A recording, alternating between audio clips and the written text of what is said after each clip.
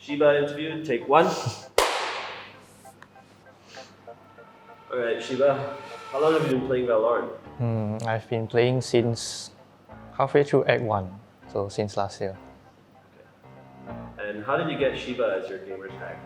Shiba Inu. Just like the dog. But like, how did you decide on it?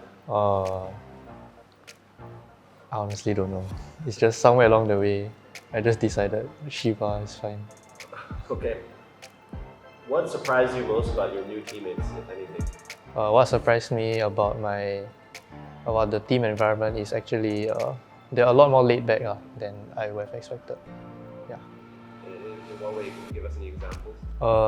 It's just more chill than I thought. I thought it'd be a bit more intense, but I guess they save it for the competition.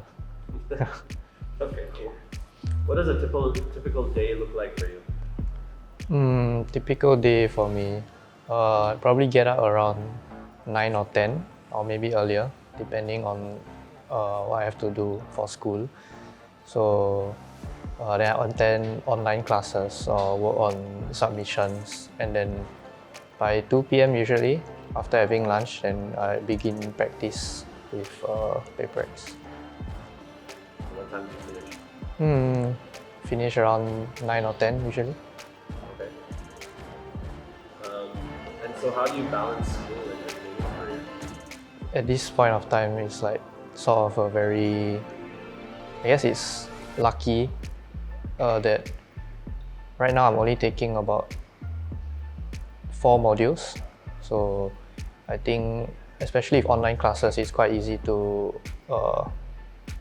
juggle between both school and play, I guess.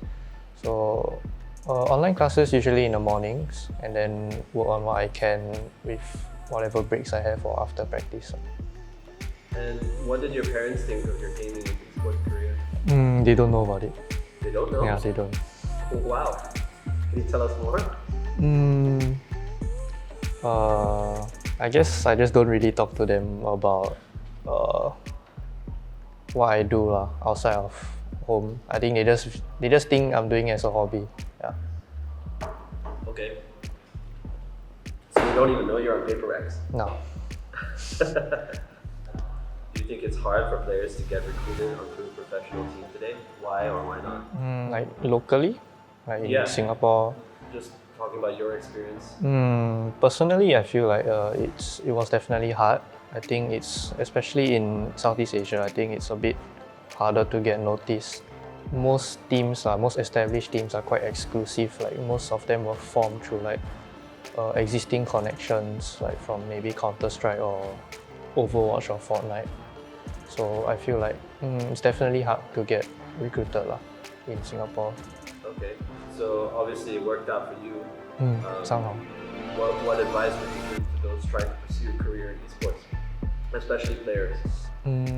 If you're trying to pursue a career in esports, how you should begin is probably by